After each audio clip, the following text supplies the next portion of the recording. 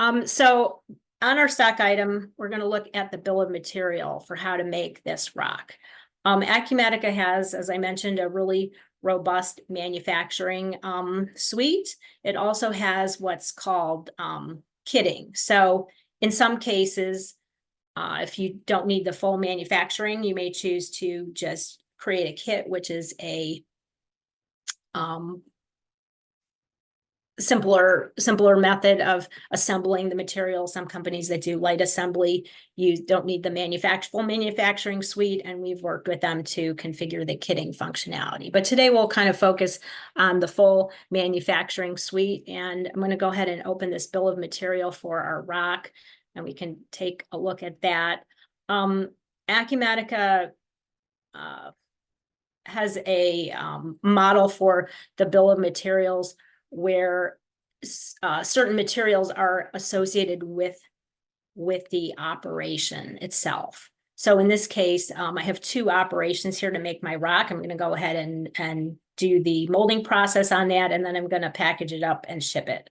So on the molding operation, it looks like I need a couple of 3/4 of a pound of this compound, and then 3 pounds of this other.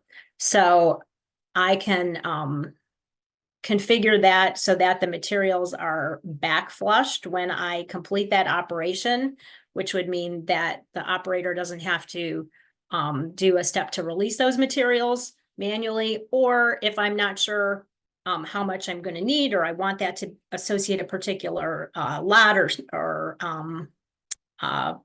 other information with that, then I can leave the back flush off, which is what I've done here. And then when I release this, when I create a production order based on this bill of material and release it, the user will do a step to actually release those materials. Same thing with the labor. The labor can be back flushed so that we just use a standard labor based on our experience, or we can make that a manual operation. We're going to configure here our standard costs. We have a work center. Each work center is associated with a standard cost. So if I go ahead and look at my molding center, it's $17.50 per hour. There's different ways to do the costing. It could also be based on employee. In this case, I've set it up by work center. There is a built-in clock in screen in the system, so users can clock in and out on an operation. They can also clock in and out on multiple operations, and the system will spread that labor across each of the production orders. I'm going to specify my setup time and how many I can make in 1 hour. And then on my other operation, I can have different materials. So on my package and ship operation, I need a label and I need a pallet. And here I have what's called what would be essentially a byproduct. Sometimes it might be scrap, and the system also has the ability to indicate scrap on a particular material. But if I have a product that is produced and maybe I want to stock that byproduct, I can enter a negative amount required, and then that when I complete that production order, that material will be included in my inventory.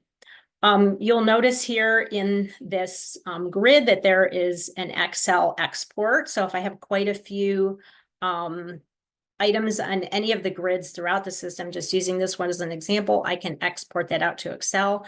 And then there's also an upload from Excel. So if I need to make some changes, I can export that and then pull it back in. Also, we have the ability to record steps within the system. Those would be even within that operation. Maybe I have some steps that need to be done in a certain sequence, and I can print that on my production ticket, my router. I can also keep track of tools within the system. So the tool may have a cost associated with it, and I can configure that tool. I can keep track of what's the total cost, what's the unit cost, how much have I used that tool. It'll hit my books, and with the finite scheduling capability in Acumatica, I can schedule the tool. You'll notice that tools, just like all of the other screens inside of Acumatica, also have notes and files. So I can have notes and files that are associated with my bill of material at the header level up here. I can also have those associated with a line. So I could have, you know, we'll just put a note there. So that's a little bit about my bill of material.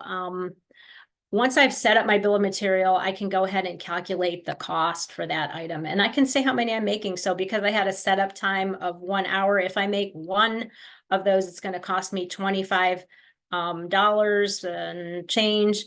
If I want to make 100 of those, it's going to cost me a little bit less, $7.85.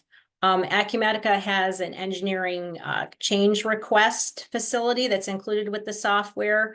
You can see that I have a revision on my bill of material. I can go ahead and copy that to create a new revision. I can have a start and end date. I can have multiple revisions that are active at the same time, and maybe I make it different ways depending. I can have different BOMs that are associated with different warehouses. So maybe in one facility, I use this particular process. In another facility, I use something different. Maybe I sometimes have an outside process. Depending on my capacity, I may or may not do the outside process. So all that can be managed within the BOMs. Once I take that bill of material off of hold, then it's active, and then I can go ahead and use it. And I'm going to save that.